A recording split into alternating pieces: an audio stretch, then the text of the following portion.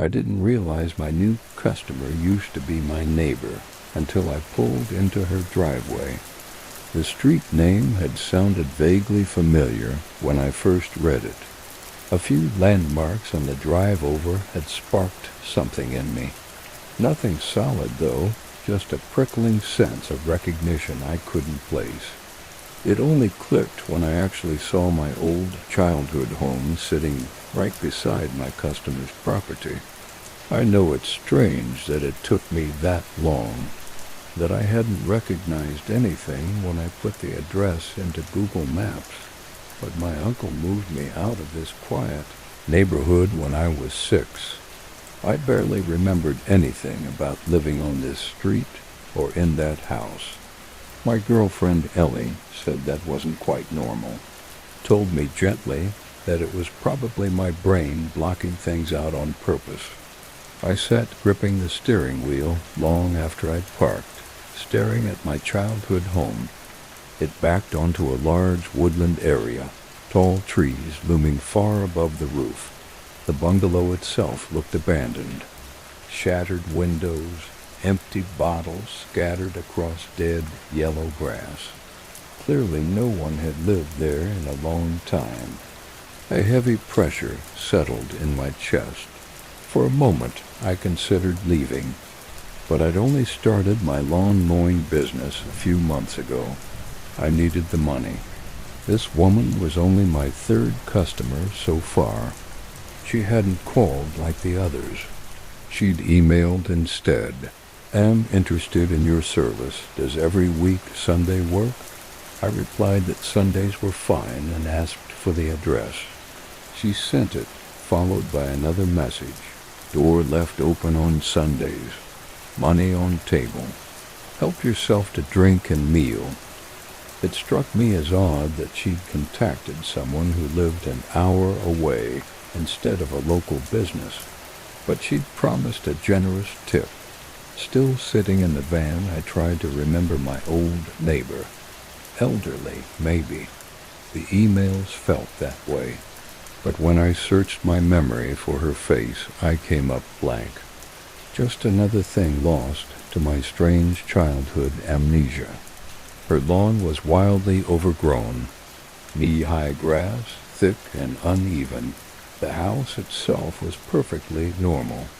A neat 2-story place with a front porch.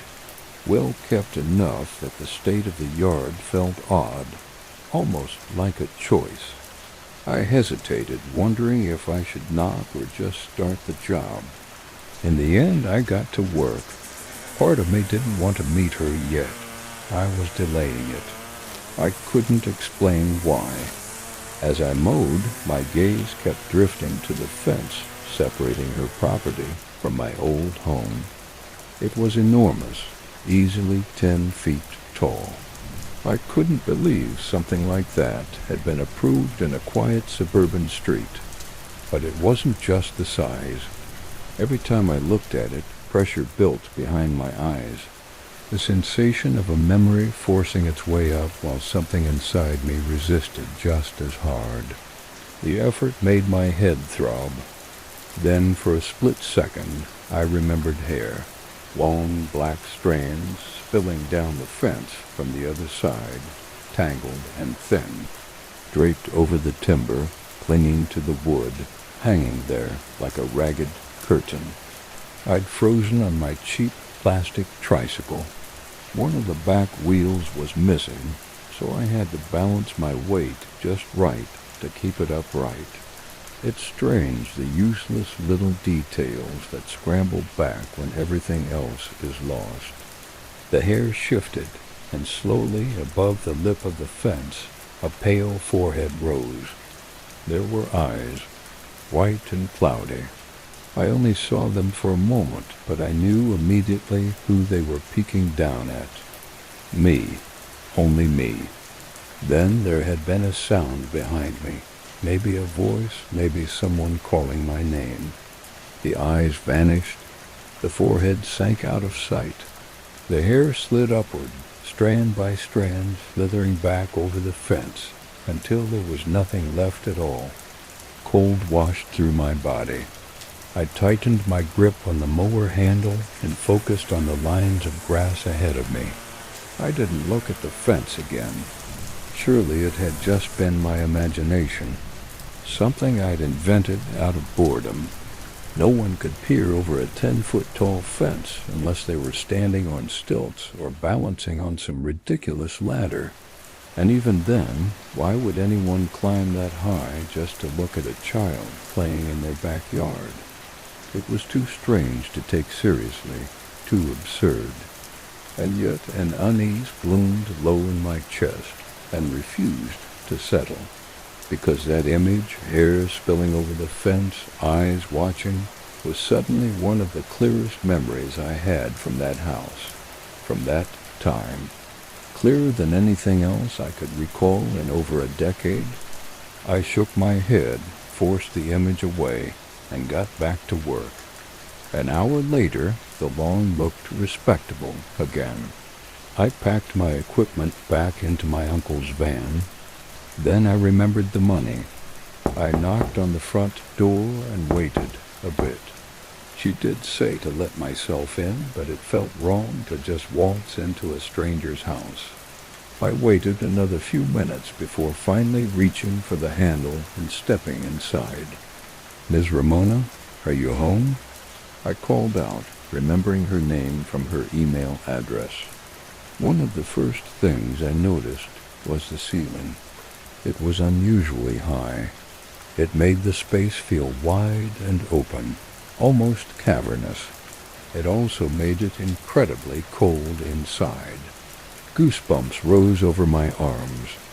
Most of the ground floor was open plan, so I spotted the kitchen right away, where a wooden table sat by the counter. There was money laid out neatly on top of it. Beside it, a glass jug filled with what looked like lemonade, ice cubes floating inside, a clean glass. A sandwich on a plate. She'd said to help myself. Still, I hesitated. I felt silly to be cautious, but I hadn't even met her. I picked up the money and nearly choked when I counted it. 4 $50 notes. I only charged $60. She'd mentioned a tip, sure, but this was excessive. What if she was elderly? What if she'd miscounted? I took 100 and left the other 100 on the table, just in case. That was when I heard something upstairs. A wheeze, wet and uneven, like air being dragged through damaged lungs. After that, 2 sharp creaks snapped through the house in quick succession, floorboards protesting under sudden weight. My body went rigid. Someone was definitely home. I stared at the staircase. "Hello." My voice rang too loud in the open space. "Ms. Ramona?" No answer. I edged closer to the stairs despite myself, my heart beginning to pound. The noises replayed in my head. What had made them? Had she fallen? Was she hurt? If she was elderly, I told myself I should check. That was a decent thing to do. But another part of me was screaming to leave. The feeling was sudden and absolute, like stepping into a place you were never meant to enter. Like bait. After a moment, I turned back to the table. I picked up the sandwich so I wouldn't seem rude, my hands clumsy and shaking, and then I got out. When I drove home, I sat in the van for a long time with the engine off. The sandwich rested on the passenger seat. Eventually, I opened the bread. Inside was butter and raw red meat. I swallowed, then noticed something else threaded through it. I pinched it between my fingers and pulled. A single hair slid free. Dark, absurdly long. I told my girlfriend what happened, but left out the part about my strange memory.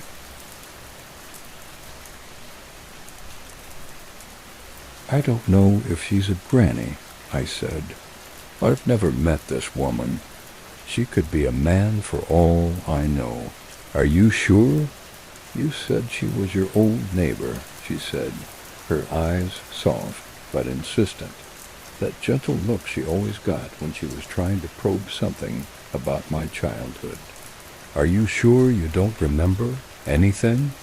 That long black hair entered my mind again. At that moment I remembered something else. I remembered a single strand had caught in the fence, drifting in the breeze until it detached and floated down to my 6-year-old self. I remembered plucking it from the air and then playing with it carefully so it wouldn't snap.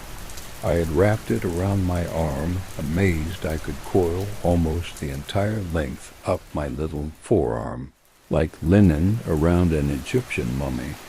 I shook my head at Ellie's question and told her about the inedible sandwich instead. Ellie laughed again, shaking her head. The poor woman probably has dementia. A week later I went back. I didn't want to, but Ellie had made me realize I was being ridiculous, and the money mattered. If we ever wanted to move out of my uncle's house, we needed it. My stomach churned the whole drive. Before I even started the mower, my eyes went to the fence again.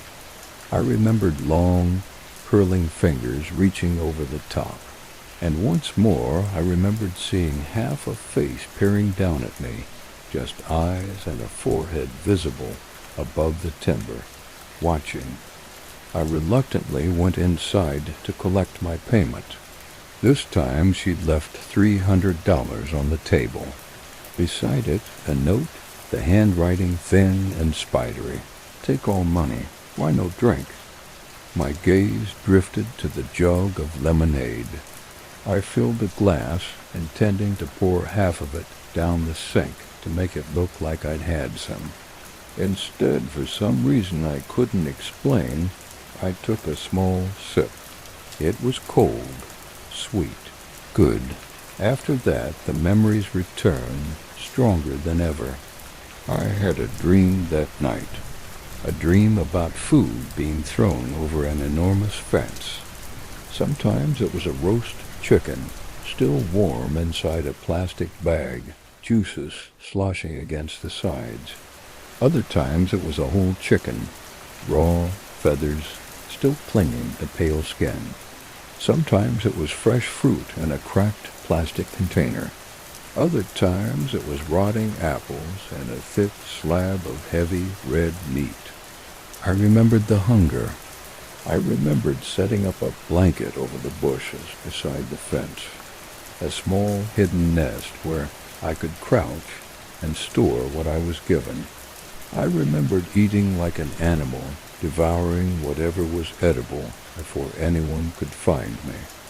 I remembered my scalp itching constantly, lice multiplying, biting, crawling, with no one bothering to stop them.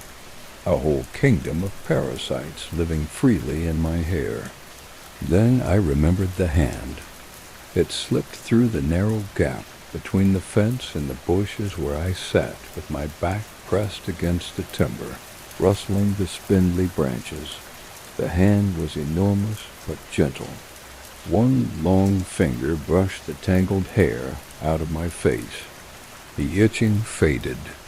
I stared up and saw nothing but the endless length of a thin gray arm disappearing over the fence. I remembered wrapping my small hands around that enormous finger and holding tight, prying into it. Then I remembered an angry voice coming from somewhere. The finger wriggled gently until I released it, and then the hand vanished. The arm withdrew. When I looked back up, only a faint wisp of dark hair was visible above the fence line.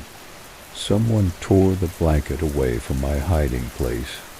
They yelled, screamed in disgust. I was sitting on a hoard of food. A lot of it was rotting. There were flies. There were maggots. Hands grabbed my arm and dragged me out of the bushes and away from the massive fence, so hard I thought the bone would snap. "Stop," I screamed. The third time I went back to mow Ramona's lawn, I did not hesitate. Something had begun to clarify itself inside me, like an image slowly coming into focus, and I knew I needed to speak with her finally. I didn't know if the memories were wholly real, but pieces were fitting together now, clicking into place with a quiet inevitability.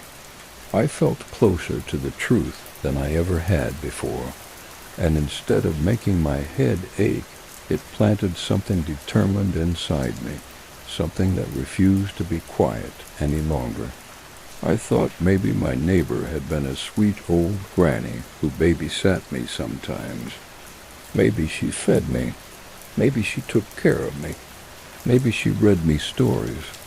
Maybe this was the only way my memories were able to return, disguised as something else, something not quite real, but threaded through with truth. As I started the lawnmower this time, I didn't look away from the fence. I remembered the humming, a low, steady hum, as I lay hidden in the bush beside the fence. The yelling in the house always soft when I listened to her hums. I remembered being lifted so high I could see over the roof of my house. I remembered being placed on a sturdy tree branch in the forest and being given a dead fox. I remembered biting into the furry flesh, feeling warm blood dribble down my cheeks. I remembered sitting in a cocoon of warmth, high above the ground, watching the stars blink into existence. I remembered running to my hiding place between the fence and the bushes, shaking, starving, sick with fear. I remembered someone chasing me. "Henry, you get back here right now, you little shit." She screamed. She caught my arm and wrenched me around. "Mummy, stop," I sobbed. "Don't hurt me again." I remembered my mother freezing, and I remembered something brushing the back of my neck, light and familiar, like long strands of hair. My mother gasped, staring at something above us, terror carved into her face. I looked up. Then the fingers came. They wrapped around my mother's body and lifted her up, up, up. She was screaming as she went, so I called out, "It's okay, Mummy. She's just taking you to see the stars." There was a deafening crunch, and her screaming stopped. I saw something fly across the sky like a meteor, disappearing into the forest. Hands closed around me. They were so warm when they lifted me, gentle, careful, cocooning me as I shook and clung to the heat. I rose high enough to see over the roof of my house, just like all those other times. I finally remembered seeing her face. The image was clear now, unblurred, impossible to look away from. She was pale and gaunt. Her lips stretched too wide across her skull. But her eyes, they were dark, but they were warm. Did Mummy like seeing the stars? I asked her. She hummed. My hands shook. I didn't turn the lawnmower off. I walked toward her house on numb legs, the sound of the engine fading into something distant. Barely there. The front door was open, as it always was. I climbed the staircase slowly. A low groan echoed from above, stretching and deepening as I went. The upper floor was completely open plan, wide and sloping like an expansive attic, and laid out across it was a very tall woman. Her skin was a shade close to gray. Her face had the weathered features of someone much older than me. Her limbs were long and spindly. She lay on her side on a soft floor mat that covered nearly every inch of the space. Her body folded carefully, purposely, as if she had made herself smaller for me. I dropped to my knees and sobbed before I could stop myself. Terror and grief and everything I had buried for so long rushed through me all at once, crushing and merciless. Fingers reached out, impossibly large, wrapping around me and drawing me gently toward her. I was pulled into warmth, deep and steady, and my shivering slowly began to ease. "You killed her," I sobbed. "You killed her, didn't you?" She hummed softly. "Why? Why did you do that?" I said, the words breaking apart as they left me. She brushed my hair back. My cries thinned into small, broken whimpers. "Why didn't she care about me?" I whispered. "Why did she let me starve? Why did she hurt me? I was just a little kid." Her warmth held. Her breathing stayed slow and even. I fell asleep. When I woke up, I was in a bed. Across from me, seated in an armchair, was a little old lady. Her eyes were distant, as if part of her had wandered somewhere far away and hadn't yet found its way back. Still, they stayed on me, steady and patient. We were still upstairs. The massive mat lay stretched across the floor, unchanged. The bed had been tucked into a small corner of the room, like it had been put there for me. "Who are you?" I asked. "What was that thing?" She didn't answer. Instead, her gaze drifted to something beside me. I followed it and saw a folded note resting on the mattress. I picked it up with shaking hands. I cursed with sighs and hunger.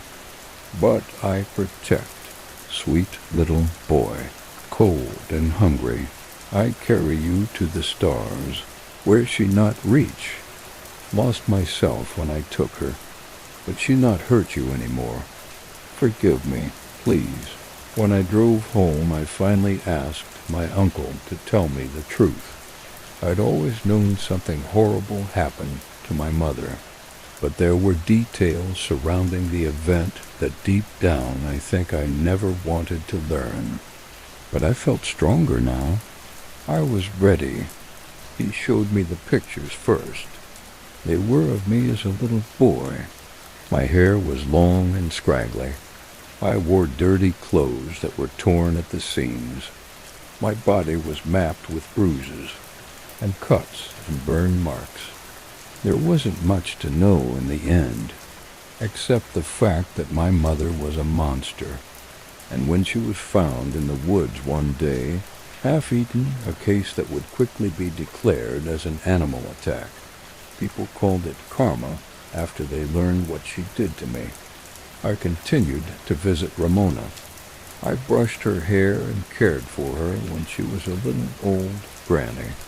I laid down and listened to her hums when she was something else. I wrote all of this down because, unlike my mother, Ramona deserves to be remembered. I could never tell anyone about her. They would have hurt her or killed her. But I needed someone to know.